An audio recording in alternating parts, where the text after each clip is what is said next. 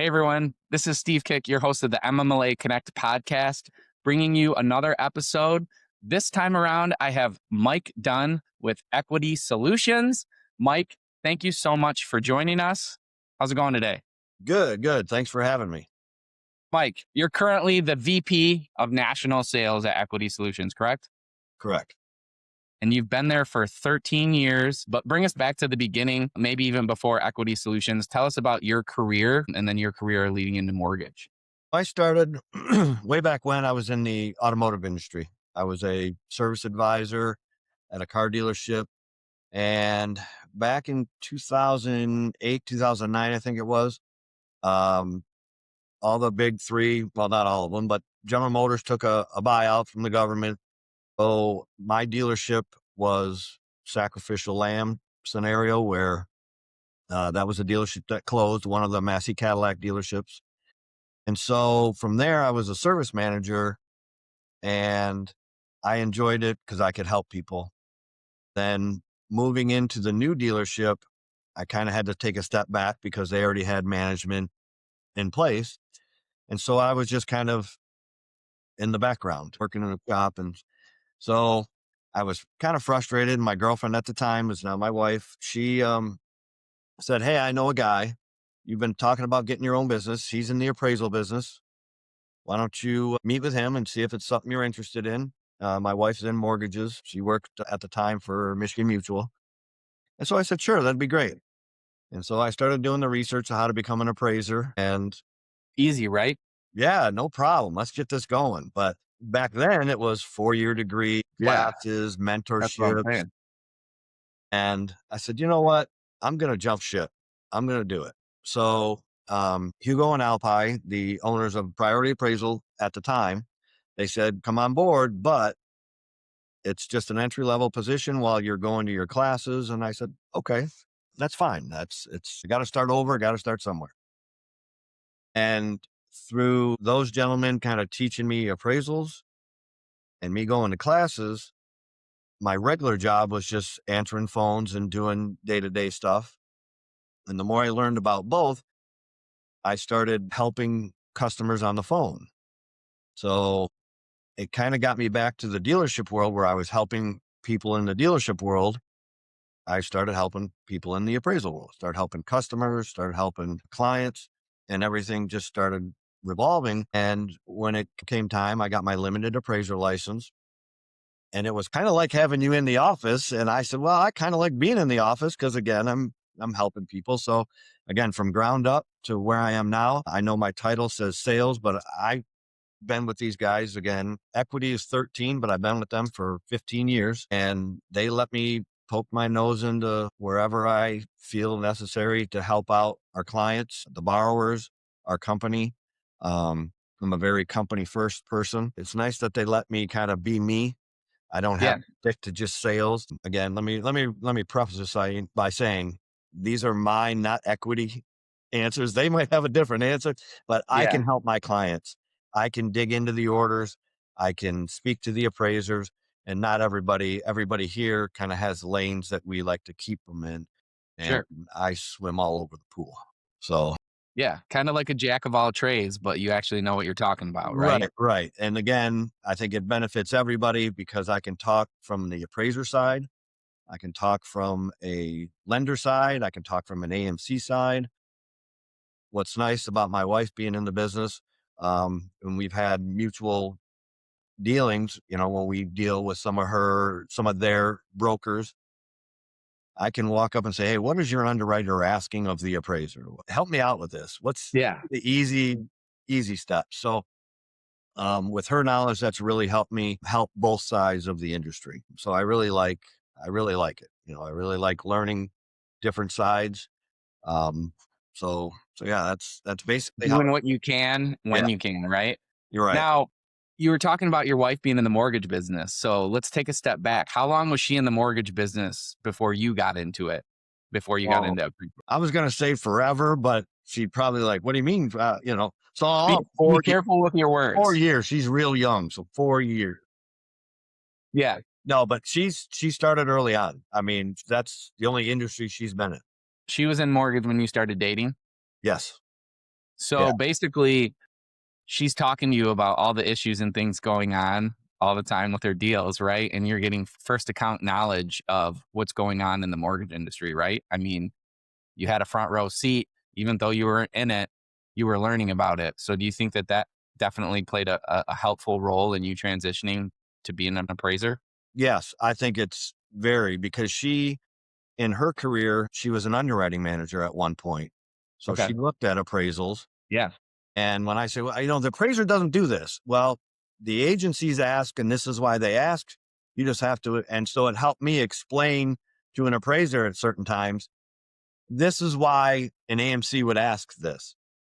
It's not the AMC that wants to be picky, Fannie or Freddie or a lender. That's why they need this information. So an appraiser would go, oh, okay, well, that's dumb, but if that's how they need it, I'll do it. Yeah. So it Yeah. did help out knowing both sides. And it's also helped where an underwriter would ask something and I would tell her, listen, that's not the appraiser's job. Here's our guidelines. This is the way we follow. Why would you ask this? And she would sit there and, okay, well, let me look. And she would look for the guideline and say, you're right. We don't need to ask this. The appraiser already mentioned something regarding that and a condition would get waived. So it kind Yeah. of helped. Again, what we're trying to do is simplify the process so a borrower can get what they need. Again, that takes me back to helping. We're all helping a borrower get into a first home, potentially. If they're refining for whatever reason, whether you need the money for a college fund or whatever. We're all helping a borrower get into a house or refinance. So that kind of pulls at the heartstrings for me. So that's why I like it. Yeah, for sure. I mean, at the end of the day, what are we trying to do? We're trying to help people with home ownership, right? And that's the end goal. Checking boxes off on an appraisal or making sure that you have zero delinquency in your mortgage originations. So it really is about helping people. So it's important to keep that in mind. But I think what I'm gathering from what you're saying is because if we're not communicating about these little things or why we've written an appraisal a certain way because Freddie and Fannie, then there's a stop right there where underwriting and the loan officer aren't necessarily understanding why it's being done a certain way. So communication is definitely huge. Huge. Early on when we were a smaller company, again, at one point I was in charge of one of the teams here and eventually it became being in charge of the entire processing team. And our operations manager now, her and I, she worked under me for a while. And one of my things, and if you ask any of our seasoned employees that I trained from the beginning, is what we know is what they know. Yeah. Good, bad, or ugly, what we know is what they know. So, appraisal is going to be late. You have to tell them because everybody on the other end needs to be prepared for those clients or those realtors calling them or borrowers. Yeah. I'm So already thinking about that in my head. You know that we tell them when the due date is and they're still like, did the appraisal come in yet? Did the appraisal not that they don't come in early, which they do a lot of times, but it's always like, hey, is the appraisal in yet? Because it is an important piece of our business it's for sure. huge. And so that's what I keep when I look at orders and, everybody obviously makes mistakes but we have a great, great team that really works hard. And there's certain times when you ask an appraiser something. Well, we have to tell the client, hey, we've asked the appraiser. We don't know. We're asking the appraiser, but we'll let you know as soon as we do know. And if they don't know that we've reached out to the appraiser, they're going, well, are they doing anything? What's What are we, going what are on? we doing here? So, Yeah. but again, we have a great team and that's what we touch every order every day. And we're really focused on communication here, not just with not just with our customers, but within the company as well. Our QC department, Yeah. processing Keeping a healthy department, sales communication. department, it's really important. Yeah, for sure. I think we should talk about why appraisers have had such a challenging time in getting more appraisers into the business. And can you tell us about what the requirements were before and what they are now? Because I know it was pretty heavy handed to become an appraiser. Yes, you're just right around the time when I started getting in to be a certified residential appraiser. So you have your limited license appraiser, which allows you to join up with a certified residential appraiser to be a trainee. Okay. And it used to be where you needed a year and a half of time. And don't quote me on these exact numbers, but I think it was 1,500 hours to go to certified residential. So for me to be a limited, I took 75 hours of coursework. and testing at a state level. And then to go to licensed, which you can do Fannie and Freddie um, loans. Now, FHA requires you to be certified residential. So there's basically 3 tiers, not counting commercial, which is a whole different animal. But it was 1,000 hours to be a licensed appraiser, and you had to do 150 hours worth of work. But then you also had to have 1 year of mentorship. So that's the tough part, is because back then when you were an appraiser, their mindset was, why would I take on a trainee so I can train him? He's going to learn my customers. And then when he's ready to go, he's going to say, all right, I'm going to undercut this guy because I need to make some money. So why would I train my replacement or my competition? Yeah. Now we have a few appraisal companies that are really, they're really stepping up and training appraisers, paying them a good wage. Because again, when I started to be a trainee, the mentors, the certified residentials, they would say, go ahead and go get my county information, go gather information, go take my comp photos, and they'd pay you $25 a week. It's because they didn't have to, and you didn't have a choice. You had to get these hours and you had to log them. You didn't have a choice. So you had to take it where you could get it. And now we partner with some companies that are paying the appraiser a decent wage. They're training them, mentoring them. Some of them, depending on how much they work, are giving them health insurance and paying their E&O insurance, which is their appraisers are required to have. Sure. So it's pretty tough. But I think I joked with you before, one of our owners has 2 sons. One's an appraiser, one's a pilot. And the pilot got his license quicker than the appraiser. I know, it's so crazy. Yeah, It's and so crazy. he's actually he's flying while he's training, where appraisers, they can't do appraisals while they're training. They do them, Right. but you get limited credit Their for it. name's not on the bottom of it, right? Someone else's is. The Yeah. supervising appraiser is actually signing. And you needed a 4-year college degree at one point, right? One point you did. And they've gotten rid of, how have they peeled back the guidelines now? So, Gotten rid of I that. mean, Now it's class work and time is basically, and they're starting to revolve that. I don't know anybody that's done it. I think it's called a practicum course, where you can actually start to finish do your classwork and you have your mentor all at once. But again, if you're going to you got to find somebody and pay somebody that you can follow around and get right. those requirements. So it Yeah. hasn't taken off as much as I thought. Sure. Now, we have some big changes coming in the appraisal industry. I can't do any justice of explaining those changes. I'm going to let you do that. We have UAD 3.6 coming out, which is a Yes. requirement for all lenders to be using. I'm not sure what the date is for that. And I know there's still some changes happening to how it's going to play out. But can you go through that change? Because I think there's a lot of loan officers and a lot of companies who maybe don't necessarily deal directly with appraisals that have no idea what's actually changing. Can you walk us through what these big changes are? I think it's been quite some time since the appraisal industry's had a change to the forms that they use. Yes. So let's go through that. So it's UAD 3.6, and the change is it's not going to be a form anymore. Appraisers will go and you'll get a PDF, and it's a form. Now it's going to be more like a TurboTax. It's kind of it's the best way I can describe it. And what that is the appraisers now are going to be out at a property, and they are going to do most of their stuff at the property. If you're a loan officer and you're actually looking at appraisals, most loan officers or realtors are first page, bottom left, or second page, bottom left. There's my value. Go, right? As is. All right. We're good. No Right. repairs needed. Right. Yep. Here's the value. Everybody hates the subject to see addendum, Yeah. because then they're either flipping or clicking through and trying to find out, okay, what is needed where. So in this new format, I won't say form because they don't want us to say form. In this new Be format, careful. right? You're going to be taking pictures of outside, and say, for example, there's some peeling paint. you'll take that picture and then automatically subject to below that picture will add a box, where you're going to make your commentary. So there won't be subject to a whole addendum that says this, this, this, and this. Wherever it is in your photo, that's where your commentary is going to be.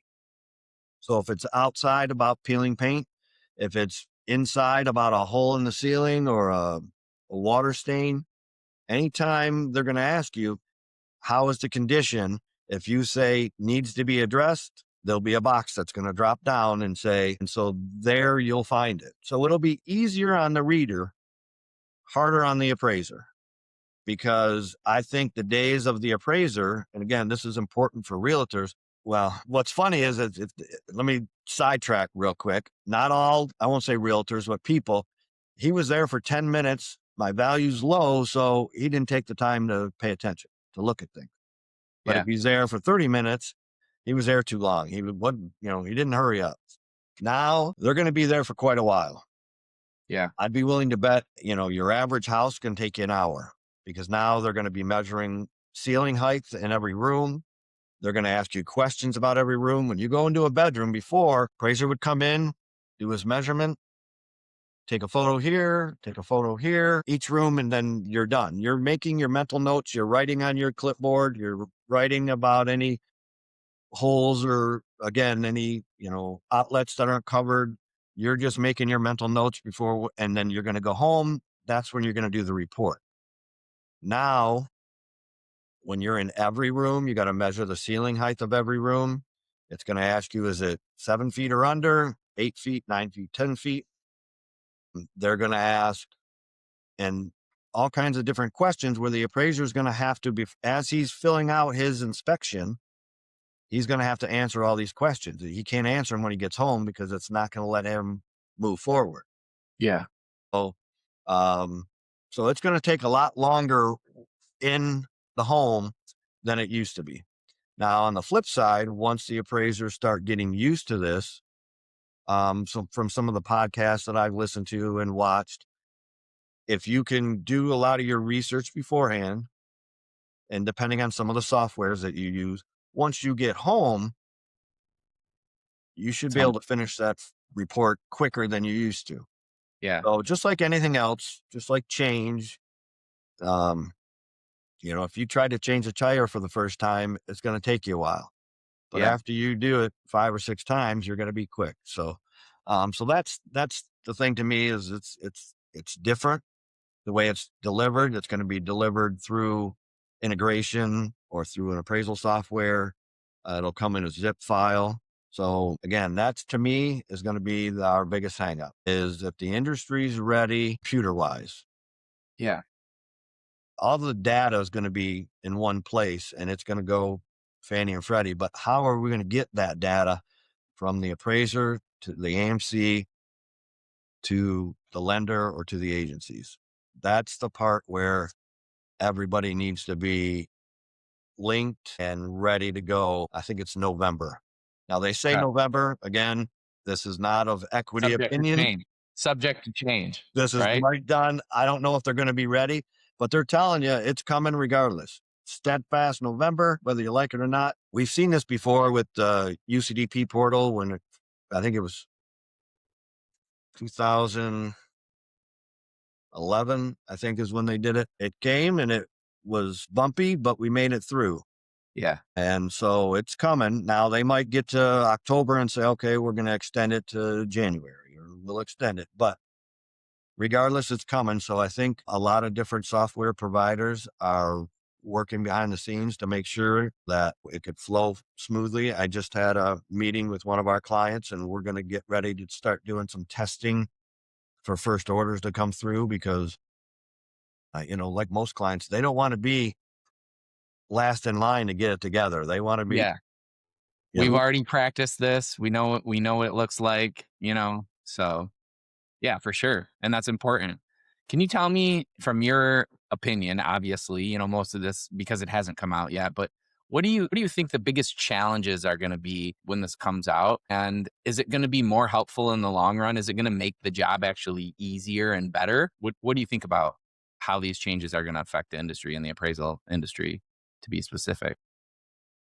I think it's going to be better in the long run. It's just going to be that software piece, the struggle to get through, but just like everything else, we'll get through it. Technology moves things along a little bit quicker, doesn't it? These It does. changes are starting to happen a little bit more frequently in our industry, but it's been over a decade since UCDP came out, right? And that was the most significant change for appraisers. So it's been over a decade. I can see why there might be some trepidation from the industry, but it sounds like at your company and you guys have a good handle on it. Like, hey, it is what it is. Where they're not giving us a choice. So you just gotta figure it out, and that's kind of what the industry does, right? Is whatever they throw at us, we got to figure it out. And sometimes it might be a little bit clunky getting through that kind of stuff in the beginning, but we always figure it out, and it always gets better as we go on. Yeah. And that's the good thing about us is that the owners of our company, they are practicing appraisers still, some of them. So, some of them are techier than other, and they're excited about it. One of our owner's sons, he's real techie. So we brought him in to start doing our trial and error stuff, how they've submitted reports already on home. We've got some good partners with our software that we use. Again, like I said, one of our clients, we were on a phone call yesterday and they want to partner with us to make sure that from a lender side, so we can see what their troubles are from their end. They can see what our issues are. Value Link is our software provider. So they're all on board to creating dummy accounts so we can test this and be ready. Yeah, yeah. Yeah, it's exciting, but it's scary. Do you think that this new technology is going to change the cost of an appraisal? I think it can. $1 million question, right? Yeah, it's Like, so appraisers have always, what a lot of people don't understand, appraisers are their own company, they make a business decision. And some of them, like during COVID, some of them decided like, I'm not going to do this. Or if I do it, I'm going to get paid for my risk. But now I think a lot of appraisers from the chat rooms that I've seen and the blogs are going to say, hey, this is going to take me longer. So my fees are going to go up. yeah, And that's happened before. And some appraisers are saying, wait a minute, if everybody's fees gone up and I'm getting the hang of this and making it easier, I can get more work by lowering my fees. It's yeah, just a supply and demand type of scenario. And again, every appraiser has to make their own business decision. Well, if you don't get any work because you're charging so much, you're going to rethink that. Whereas another appraiser saying, listen, I got to put food on the table. I'm going to keep my same fees. I'm just going to figure this out. And then my clients are going to love me. I'm going to get all the work I want. I'm going to profit from it. So I think they will, unfortunately, just for yeah. the amount of time that it's going to take for them to be in a home. But again, when they get back, it's a learning process, but I think it will increase fees, but it might not affect In the anybody. beginning, but it won't be long lived. I don't think so. I don't That's think good. so. There's a lot of data. There's a lot of tools that these appraisers can use. They might partner with another appraisal company that's showing them, hey, we have all the data. We have your comparables. These we can show you. AI can tell you which comparables. So they have to review it. But, there's a potential where you could get where your report is basically done with data. You're just going through and checking everything. They might think it's easier. And like I said, if you're charging less than everybody else, you're going to get more business. We don't necessarily pay the cheapest fee. We want the best appraiser that's geographically competent, that's great turn times, that's been a partner with us. And so we'll pay more for quality of reports and service. Communication, again, is key. I think something we didn't hit on is Equity Solutions is an appraisal management company, correct? Can you explain what the difference is, what an AMC does versus what an actual appraiser does? And for the people who just don't know or are learning about this industry, tell us how an AMC works. And our appraisers, do you have your own appraisers or are you hiring them out? So the easiest way I like to explain it is in a world of everybody cutting out the middleman, we're the middleman. Yeah. You don't have to go into a store to buy something from like a Bose earbuds. You just order right from Bose. You don't have to go to Best Buy. Well, in the mortgage meltdown, I think it was 2008, whoever's fault it was, they decided to put an appraisal management company in place. So we are the go-between between a lender, a broker, a realtor, and the appraiser. So we are the middleman. So we hire the appraisers. Now, an appraisal company has their own appraisers. Okay. An AMC, we have, I think we're up to 1,000 plus regular appraisers across the country that we use, but those are subcontract employees, right? So when loan officers, when anybody has issues, they can talk to appraisers, but appraisers don't necessarily like to talk to other people. Everybody says you can't talk to appraisers. Well, you can, you just can't talk value. Yeah. But, we are the middleman between the appraiser and basically everybody else. So if you have issues with the report, you come to your appraisal management company. When you have communication that you want to tell an appraiser, it comes and it funnels through us. Yeah.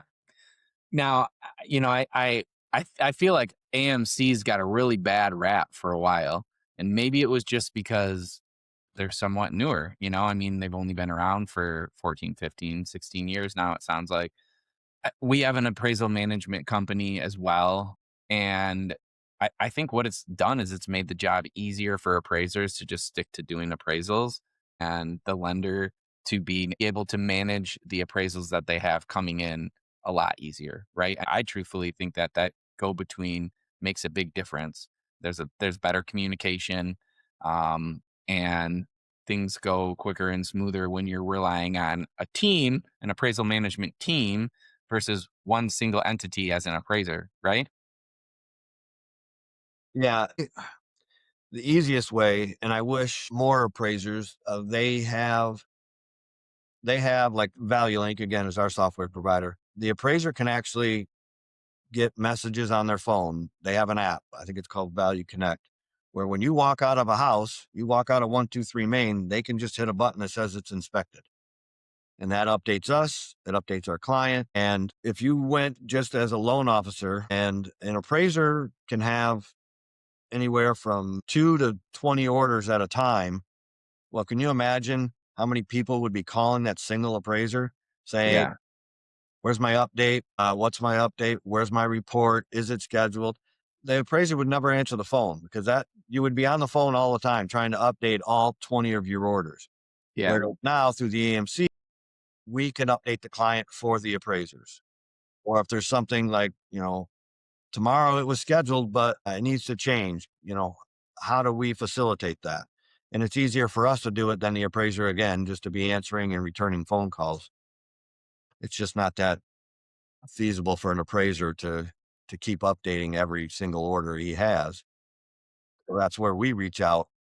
Now on the flip side, we're going to kind of hound them to get you that answer if we have to. I know appraisers don't like it. And that's kind of why they don't like it is, you know, why are you bothering me? Well, Yeah. because again, like we said earlier, there's a borrower on the other Yeah. line that is getting pressed or pressing the loan officer, and the loan officer is getting pressed by the realtor, who then in turn is going to press us. And then it all flows, through. So it's our job to kind of try to make this process a little smoother for everybody. Yeah. And I think it's worked out great, from my perspective as a loan officer. The communication has been way better. I mean, it was beforehand when we weren't using an AMC.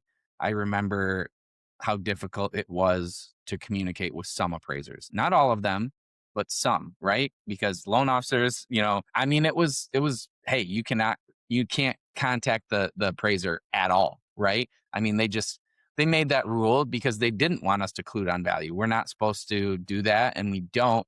But they didn't even want that opportunity to happen, right? Now Yeah, we can that's come back where, and ask the questions to the AMC, or whatever, and it just makes things a little bit easier.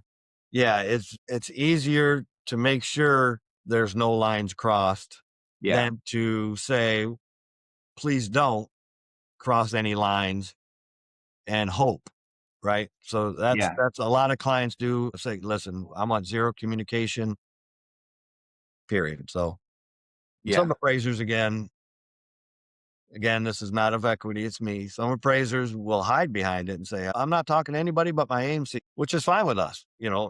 That's great. We love those kind of partners because then at least they're willing to talk with us. Right. No communication key. Yep. Yep. And speaking about communication and kind of what we're doing in this industry, Equity Solutions is a big partner with the MMLA corporate sponsor, and we love having you guys. But tell me why you show up to events and why your company shows up to events and why they're so involved with the MMLA. Well, early on, our owners, we wanted to get the equity name out there. So that was a way to do it, obviously, with some of the events and getting our logo. But honestly, it's furthered some relationships with current clients. It's grown into friendships and partnerships. I mean, first and foremost, I mean, who doesn't like a good Yeah. golf outing, right? Yeah. So they're fun. I think there's a lot of knowledge that you can gain. I think upcoming, there's a webinar on the 3.6, not to throw in a plug there, but you guys are doing a webinar series pretty soon. So anybody who wants to learn things, they do the podcast like this. So you've got a lot of opportunities for knowledge on your prospective fields. But again, I think it's relationships. We've met some new people. I was at one of the state shows and I was talking to Dan from Michigan First, and obviously he knows everybody, right? So three people walk by. Mike, this is, so and so. Yep, this is Mike from Equity Solutions, one of our AMCs. Hey, this is so and so. So it's networking, but it's easy. It's easy network because everybody's really nice. So it's just made it easier to keep showing up and keep supporting because there's a lot of good things that are going on. I love that. And you bring up some good points. It is the people that make it. We have a lot of great people, and it's a collection of our members that show up and want to engage and talk to other people. But really, to take it further, it's not just that we're welcoming, but there is a lot of real world application and knowledge that's being talked about. People from other companies collaborating on ideas and ways to better the business. You don't get that everywhere, right? A lot of this industry, they hold their trade secrets tight to their chest. And I do feel like the MMLA is a space in which everyone knows that there's enough business out there for everyone. We're colleagues, not competitors, and we really do want to help each other out. Do you agree? Yes, absolutely. Yeah, a lot of collaboration. There's a couple other AMCs that are members, and it's never. Are you friends with them? Yeah, absolutely. 'Cause- Yeah, And again, we have the same exactly. philosophy that we don't need to be negative to anybody else. Yes, I would like the business, but I'm not willing to stab anybody in the back to get it. They're very good people, nice people, fun people. Yeah. It's just a great environment. Some of my closest friends in this industry are loan officers from other companies. I have friends who are loan officers at my company, but I also have a lot of friends at other companies, right? And I mean, truthfully, we're technically competitors, right? We might have the same borrower, which it really doesn't come up that often. I can't tell you the last time I've been in competition with someone that I know. So it really is a collaborative experience, and you do get really close with some of these people. And if you've never been to an MMLA event, this is me and Mike telling you that you should come experience it for yourself and see why the MMLA is different than, any other association. It's a great spot. Great, great. So, Mike, we've talked about the industry quite a bit here, but let's talk about you as a person. What do you like to do when you're not wearing your AMC hat and you're out of the office? Who's the real Mike Dunn? Well, If you can tell us. yeah. Well, I do. I do a lot of cooking.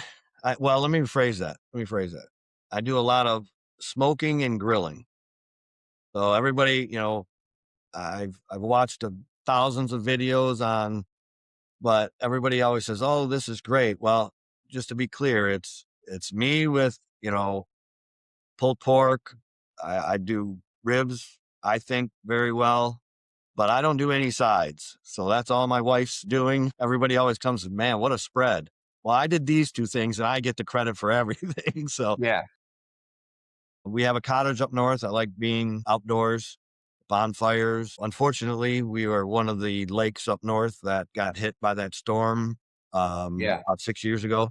So hopefully this year we're getting our lake back. So hopefully there'll be some pontoon rides. But, we ride four wheelers and anything, like I said, just to be outdoors. I like going to see my dad. He's in Florida. Clearwater Beach is one of my favorite places in the world. I always tell my wife if something happens, just spread my ashes somewhere in Clearwater Beach without getting in trouble. Other than that, just hanging out. We're always busy, friends, families, just hanging out is basically all I do. I like it. I like relaxing, listening to my music, sitting around a fire. That to me couldn't get any better. Yeah. I mean, and Michigan's a great spot for it half the year, right? I mean, Well, we we do it all year. Our pole barn up north, we play cornhole, and then 10-degree weather. We just turn on some heaters and yeah, try to enjoy it. yeah. Now again, I'd rather be in Clearwater Beach than be shoveling snow, but yeah, Michigan is a great place for it. It takes a special soul to live in Michigan. And I do like it. It makes perfect sense why there's so many snowbirds that come from Michigan and go to Florida, in the wintertime. I might end up being one of those people someday. I I love Florida. It's where we vacation, spring break every year. It's just for some reason we have that natural connection to Florida, being in Michigan. So I love that for you. Clearwater Beach is a beautiful place. Yeah. So keep going back there. Oh Keep yeah. visiting. My dad's got a little community, a 55 and older community, and my wife says when I'm there, I'm like I've aged to that 65-year-old. Go to bed You early. fit right in, is what she's saying. I fit right in Florida. Hey, you know what? You're probably the grill master down there, so Yeah. when you come down, they love it, right? Oh You're a yeah. celebrity. All my dad's friends and my dad is like, all right, Mike and Amy are coming down. What are they making for us? Me and my sisters, we bought my dad a Blackstone for Christmas. And so I don't know anything to cook on here. And we went down and we did Philly steak and cheeses for him and all their friends. And we had Yeah, our assembly line going, and everybody, they still talk about it. We did they love tacos. that. And so, yeah, every time we go down, all right, let's set a date. And it's not what day are we going out to dinner or where are we going? It's what's Mike making, grill wise or Blackstone. Yeah, So that's it's great. cool. Yeah, Well, thanks for sharing with us. absolutely. Before we end the podcast, I always ask my guests to leave us with one positive thing for the industry or for the world, whatever you want to talk about, but leave us with something positive before we end the podcast here, Mike. So this is probably the part that made me the most nervous. Like, do I do the, control the pet population, have your pet spayed or neutered type of scenario, or, what Yeah. I will say this 3.6, not to go backwards, but this 3.6 is coming. And I'm positive that our ownership team, we're going to be ready to help you and navigate you through it. Um, we do some appraisal 101 classes. If anybody's interested, we can set one of those up. But again, with our partners, with our lenders, with our clients, we're positive that we're going to be ready to help and navigate through this. So other than Yeah. that, We'll make it on through, right? sunshine, come on summer. Yeah, for sure. You just got to keep putting one foot in front of the other and showing up, right? I mean, I think that's the gist of it, That's and right. And especially in our industry. if you have a good partner, it makes it easier. Well, again, Mike, we appreciate your partnership, Equity Solutions, showing up for the MMLA, and just being a genuinely good person. It's been wonderful having you on here and learning more about who you are and what your company has to offer. So yeah, thanks for coming along and joining us, and thank you to all the listeners for the MMLA Connect podcast.